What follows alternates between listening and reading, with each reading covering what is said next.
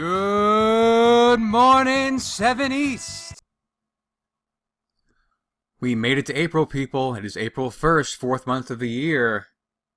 We got through March. April is here, and April is pretty much canceled from what I've heard. So, yeah, I guess that's sad, but on the bright side, we still have each other, at least in a virtual way.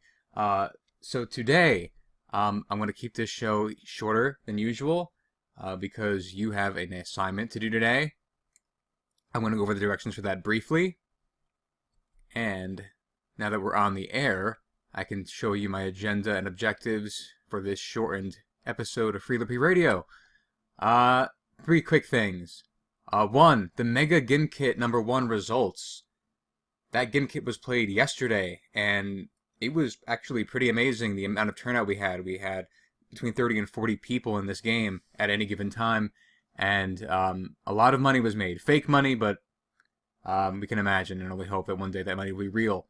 After I talk about the GIMKIT results and what I had planned for that in the future, I'm going to go over the directions for the assignment that you have today. It is a Google form question sheet type assignment. It is not a graded quiz, even though it looks like one. It's not. And then we will end this show today talking about April Fool's absurdities. It is April 1st, and it would be a shame if I'd let this show go by without showing some pranks that I saw and sharing them with you. So first thing on our agenda is MEGA GIMKIT 1. Exciting today.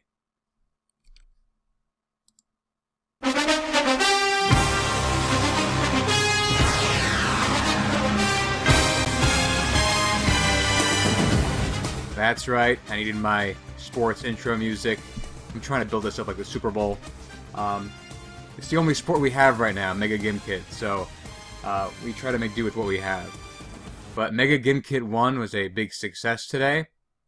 60 questions, and I was actually pretty amazed at the performance as a whole group.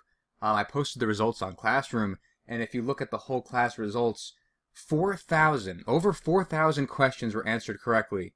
It's pretty amazing that just in 40 minutes we had people answer 4,000 questions. That's insane.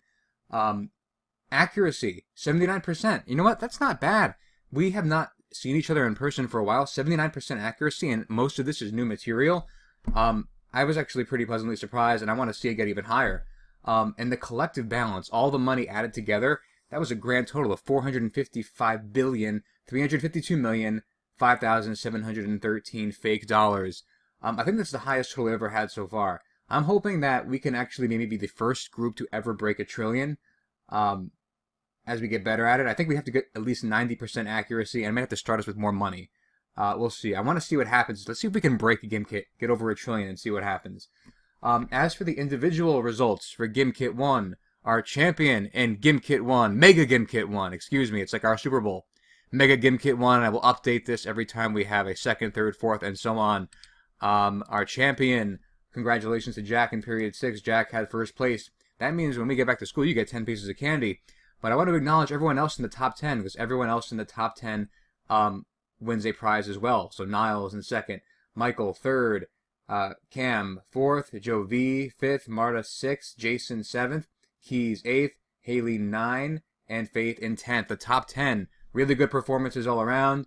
So when we come back to school, you can get your prizes. I might have to lower the candy threshold because I feel like I'm going to go bankrupt because that alone is 55 pieces of candy. And depending on how long we're out and how many GIMKITs we do, I could be broke and owing people a lot of stuff. We'll see, but I'll keep it at 10 for now, just to make it interesting, because you never know how many people are going to join. So that is our MEGA GIMKIT 1 post-game show, you could say. We're going to do another one. Maybe on Thursday we can do another. I'll keep adding more questions, and as we go, the questions might actually extend to past 100, who knows. And then we will be starting Unit 6, so we'll do a whole new thing for Unit 6 as well. We'll have GIMKITs for that. I think it's a fun way. I think it's a good way for me to actually see how much we're learning. That percentage actually helps me a lot, seeing how much we're getting right. So keep practicing what we've been looking at in Classroom, and you should do better in GIMKIT as well. And if you have any suggestions about how we should change the GIMKIT, please let me know, because I'm willing to change it. If you want to make the time shorter, make the time longer, start with more money, start with less money, Let me know what you think, and we can do some revised edition on Thursday. So it's Mega GIMKIT 1. And now, going back to our objectives, the U.S. Constitution in action. That is your assignment for today. So I'm going to X out of my presentation, and I'm going to show you the assignment. So the assignment, very basic. It's a Google form that you see right here. 10 questions. They do require some thought, so they're a little complex. But what you're going to do is look on the slideshow, the U.S. Constitution in action, and I'm explaining, basically, different scenarios that you might see happen in government. Powers that the legislative branch has over the other two branches, powers the executive branch has over the other two branches, and powers the judicial branch has over the other two branches. Kind of showing you how government works when you actually play this game. I remember at the beginning of this unit I called the Constitution kind of our rule book for the game of government. Now we're seeing how that game is played. What moves do the different players have, and how do you win, sort of. I mean, winning is getting the laws you want passed and getting the things you want done, and we'll see how that actually plays out in the process. So in this slideshow, anything that relates to the legislative branch I put in green, anything for the executive branch I put in purple, and anything in the judicial branch I put in orange. So that should be a useful way for you to see what belongs to what. And I tried to accompany each note with some semi-entertaining image, almost always SpongeBob themed, because why not? So you're going to go through these. The stuff that is underlined is the stuff that has the main idea of each slide. And using these slides, you should be able to answer all the questions. See how well you do. I can promise you that a lot of these questions, if they're not on the GIMKIT already, they will be on the GIMKIT. So you're actually prepping yourself for next Mega GIMKIT. Mega GIMKIT 2, whenever we do that one, hopefully Thursday. So yeah, tomorrow on the next broadcast of LEPRE Radio, I will go over this, but I'm just introducing it now. So you're going through the slideshow, answering the questions on the form. Now, it is April 1st. That means it is April Fool's.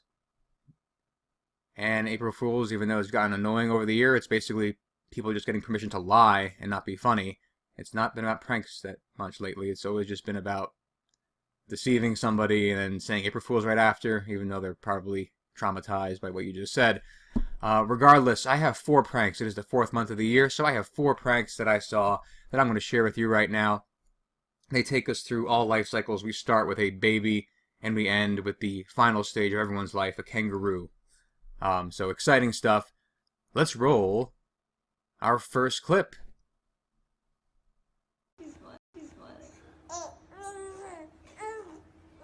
Hey.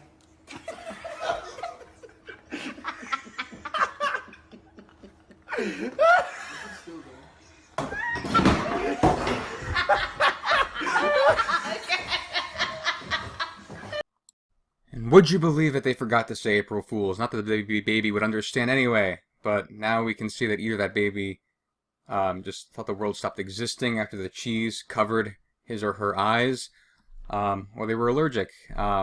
We may never know. Only hope for the best. So April Fool's to that family and that baby. Now for our second clip, we move to the teenage years, and we have a teenage prank coming up right now.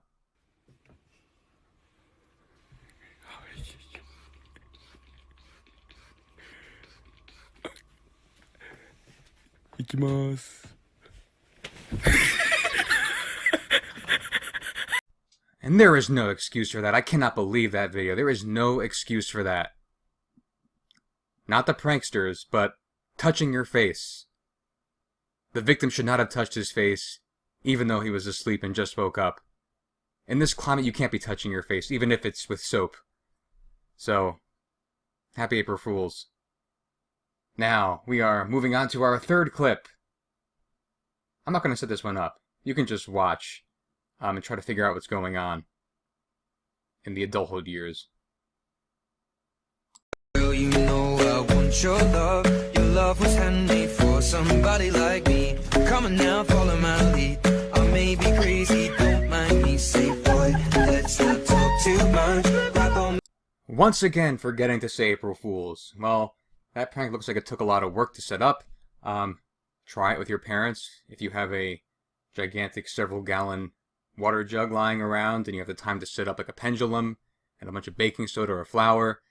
I don't know if the production value was there, but they found it funny. So happy April Fools to them. And now our last one, the last phase of life. You go from baby to teenager to adult to kangaroo. Here's our last clip.